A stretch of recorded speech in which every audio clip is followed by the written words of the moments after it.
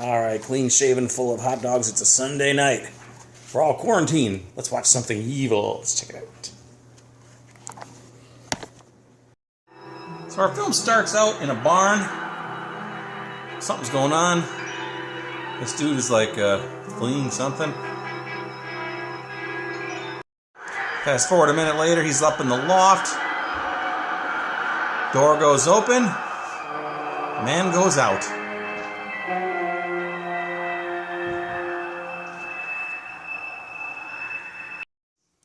Now here we have Sandy Dennis. She and her husband Darren McGavin are like having a picnic, and they notice a house for sale that they might want to like. It's the place with the barn.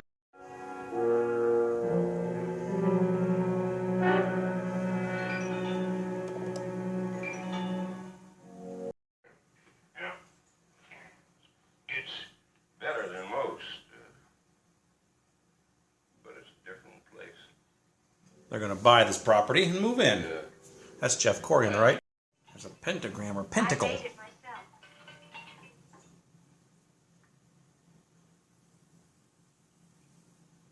That's a pentacle to ward off evil. Oh, it's a kind of nice design. I think I'll leave it there. One night she thinks she hears a baby crying out in the barn.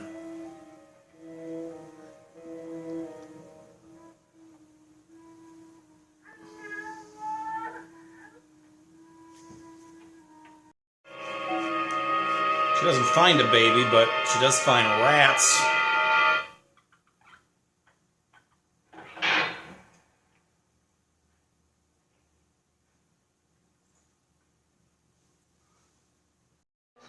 Johnny Whitaker plays Stevie, her son. He's like freaking out one night for some reason. Same night, I think.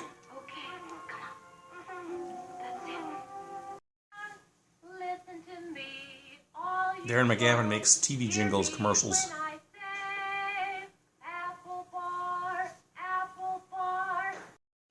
Spielberg himself is in this scene somewhere.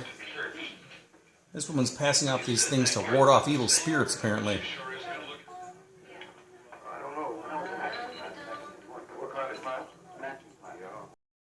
On the way home from this party, a couple of the partygoers have a problem.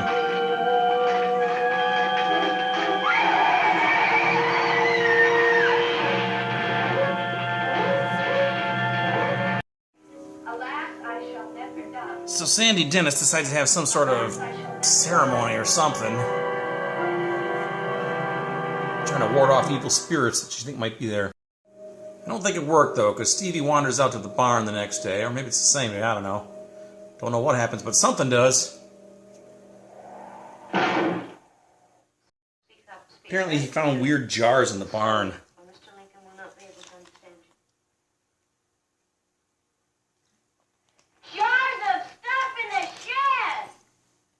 Probably the old tool shed.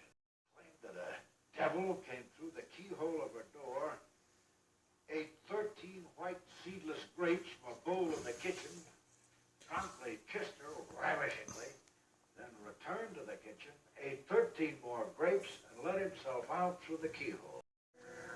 She continues to hear more crying. She investigates the barn on her own, finds all these jars that Stevie was talking about.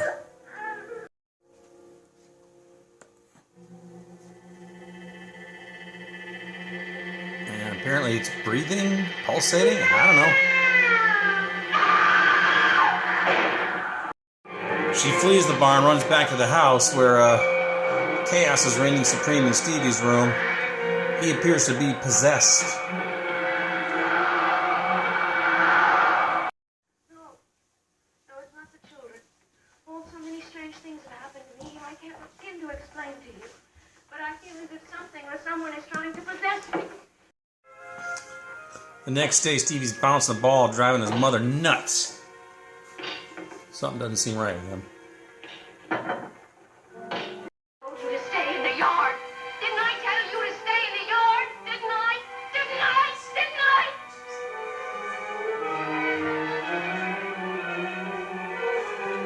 Apparently she hits him here too. Did you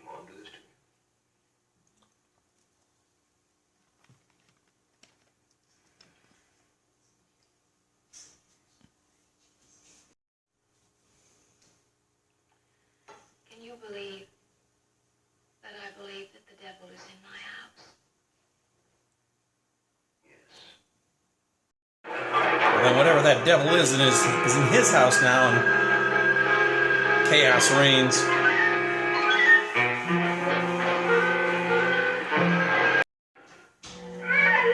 Another pulsating jar.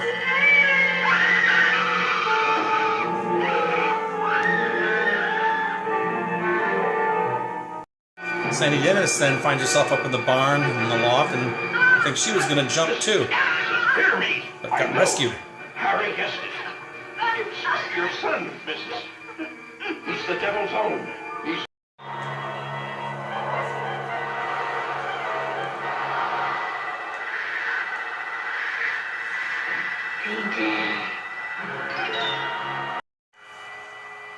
I love you. I guess that's all it took. Grab onto him, Stevie. tell him you love him, Stevie. drives the devil out. I love you. Well, with the devil out of him, the Warden families decided they've had enough of this place. They gone? That's the end of our movie. Alright, let's talk about something evil. This is a film directed by Steven Spielberg, actually. He made two made-for-TV movies. Actually, made more than that, but these were the first two he did. He did Duel, and then he did Something Evil shortly after that. Both of them kind of in the horror genre. 74 minutes long. What we have here is a couple, Darren McGavin and Sandy Dennis, and they moved into this house, which turns out to be possessed by some sort of demons or something. So, they have two kids, including Johnny Whitaker. You might remember him from Sigmund and the Sea Monsters back there in those Croft shows back then. So there's this barn, and she hears crying out in this barn. So she goes out and investigates, doesn't find anything but some rats. Later on, her son goes out there. He finds some jars with some weird goo or shit in it. I don't know. They're green and red and pulsating. He ends up getting possessed. Strange things start happening. These couple that they know are in a car crash after visiting their house. This old guy, something happens. It kind of freeze frames on him, so we don't know exactly what happened to him, but he apparently died too.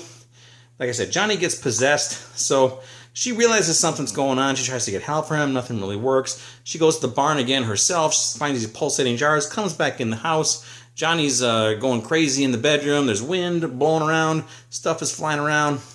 And then she just kind of embraces him and says, I love you, I'm your mother. And then all of a sudden the wind goes away, and Johnny is like, Stevie, as Johnny Whitaker plays Stevie, and then suddenly he's okay.